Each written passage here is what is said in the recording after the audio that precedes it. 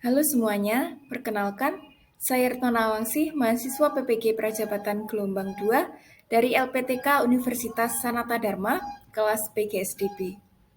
Di sini saya akan menjelaskan beberapa prinsip pendekatan yang dapat digunakan untuk menyusun kerangka strategi pembelajaran. Yang pertama adalah Developmentally Appropriate Practice atau DAP, atau yang sering kita dengar sebagai pembelajaran berdiferensiasi. Jadi DAP atau pembelajaran berdiferensiasi ini merupakan sebuah pendekatan pembelajaran dengan menggunakan perspektif perkembangan anak. Pembelajaran dalam DAP dilaksanakan dengan menyesuaikan kebutuhan dan karakteristik peserta didik sesuai dengan perkembangannya. Ciri-ciri dari developmentally appropriate practice yang pertama adalah pembelajaran disesuaikan perkembangan anak dengan fokus anak mampu melakukan konstruksi pengetahuannya secara mandiri.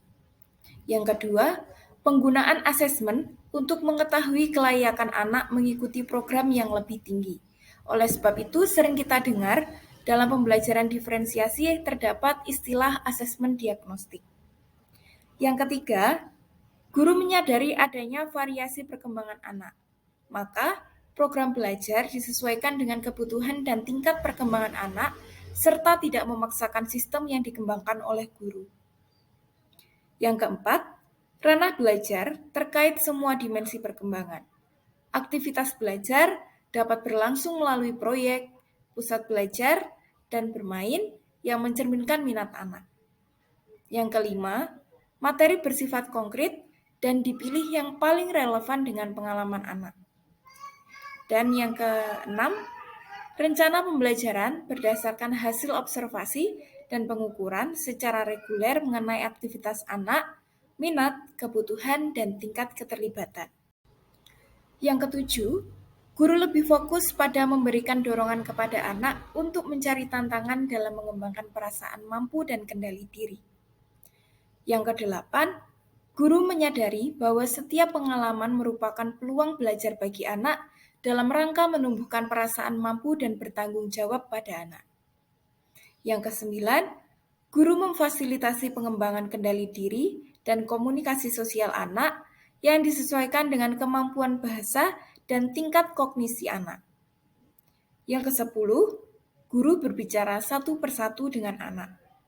Dan yang terakhir, aktivitas bervariasi baik di dalam maupun di luar ruangan dengan guru terlibat secara penuh. Dalam implementasi DAP ini terdapat dampak positif dan dampak negatif. Dampak positif yang pertama adalah dalam pembelajaran DAP ini dapat mempengaruhi harga diri, kendali diri, tingkat stres, dan pola kemampuan akademik anak. Yang kedua, aspek harga diri anak berkembang melalui pemerolehan pengalaman belajar yang bermakna. Yang ketiga, kemampuan mengelola perilaku akan meningkat seiring perkembangan kognitifnya. Dan yang keempat, menghindarkan anak dari pengalaman akademik yang terlalu prematur. Sedangkan dampak negatif dari implementasi DAP adalah ketika orang dewasa berharap anak mampu melakukan aktivitas di luar jangkauan tingkat perkembangannya akan melahirkan perasaan gagal. Kemudian, ketika anak tidak memiliki ruang yang memadai untuk memilih pengalaman yang dianggap penting baginya, akan mencederai harga diri anak. Dan risiko stres terjadi ketika anak dihadapkan pada permintaan yang eksesif. Dalam implementasinya, terdapat kelebihan dan juga kekurangan dari DAP. Kelebihannya, yang pertama adalah DAP memposisikan anak sebagai pemegang peranan utama dalam proses pembelajaran. Yang kedua, DAP memberikan banyak kesempatan untuk anak aktif bergerak, bertanya, menjelajah, dan juga mencoba.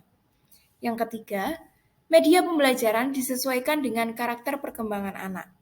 Yang keempat, mampu menciptakan suasana belajar yang aktif dan menyenangkan dengan pendekatan bermain dalam lingkungan. Dan yang kelima, mengupayakan agar anak dapat memotivasi dan mengarahkan diri secara intrinsik. Sedangkan kekurangan dari DAP adalah proses pembelajaran harus sesuai dengan tahap perkembangan anak. Kemudian, harus sesuai pula dengan kemampuan kognitif peserta didik. Dan tidak semua materi cocok diterapkan dengan DAP atau Developmentally Appropriate Practice. Yang selanjutnya adalah Culturally Responsive Pedagogy atau CRP, atau bisa juga disebut dengan pendidikan tanggap budaya. Jadi, pendidikan tanggap budaya adalah model pendidikan teoritis yang tidak hanya bertujuan untuk meningkatkan prestasi peserta didik, tetapi juga membantu siswa menerima dan memperkokoh identitas budayanya. Dalam pendidikan tanggap budaya, proporsi pendidikan tanggap budayanya meliputi peserta didik dapat mencapai kesuksesan secara akademik. Kemudian, peserta didik mampu mengembangkan dan memiliki kompetensi budaya, serta peserta didik membangun kesadaran kritis sehingga mereka dapat berpartisipasi dalam merombak tatanan sosial yang tidak adil. Pendekatan yang ketiga adalah TARL atau Teaching at the Right Level. Teaching at the Right Level merupakan pendekatan yang mengacu pada peserta didik disesuaikan dengan tingkat capaian atau kemampuan awal yang dimilikinya. Dalam proses pembelajaran TARL, peserta didik lebih aktif sehingga lebih menekankan proses pembelajaran yang berpusat pada peserta didik. Jadi dalam pembelajaran Teaching at the Right Level, capaian pembelajarannya dirumuskan bukan lagi per kelas, tetapi dirumuskan per fase. Mengapa capaian pembelajaran dirumuskan dalam fase? CP dirumuskan per fase untuk membedakan fase pembelajaran peserta didik dengan tujuan memberikan kesempatan belajar sesuai kebutuhan serta karakteristik peserta didik. Kemudian, apa yang dipahami dari capaian pembelajaran? Capaian pembelajaran adalah sebuah tujuan pembelajaran yang harus dicapai oleh peserta didik atau hasil kemampuan yang diharapkan dicapai oleh siswa setelah mengikuti suatu kegiatan pembelajaran. CP haruslah terukur dan dapat diobservasi secara langsung untuk mengetahui apakah siswa telah mencapai tujuan pembelajaran yang telah ditetapkan. Mengapa perlu capaian pembelajaran? Capaian pembelajaran diperlukan untuk menentukan tingkat kerangka kualifikasi, menetapkan standar kualifikasi, menjelaskan program kursus, mengarahkan kurikulum, dan menetapkan penilaian. Apa yang dimaksud menyesuaikan pembelajaran dengan situasi dan lingkungan belajar yang ada? Pembelajaran yang dilakukan secara langsung dengan cara tidak memaksakan guru atau peserta didik itu sendiri. Jadi, pembelajaran memanfaatkan lingkungan belajar siswa seperti halaman sekolah, lingkungan kelas, maupun lingkungan rumah yang dapat menjadi sumber belajar di sekitar peserta didik. Dengan mendesain pembelajaran yang disesuaikan situasi untuk menghormati dan memahami perbedaan-perbedaan yang ada dan mampu menghargai kelebihan-kelebihan tiap orang. Lingkungan belajar memberi pengaruh kepada proses dan hasil perilaku siswa, baik secara langsung maupun tidak langsung. Apa itu capaian pembelajaran setiap fase?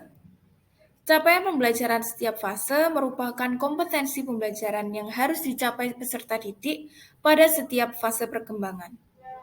Capaian pembelajaran mencakup sekumpulan kompetensi dan lingkup materi yang disusun secara komprehensif dalam bentuk narasi.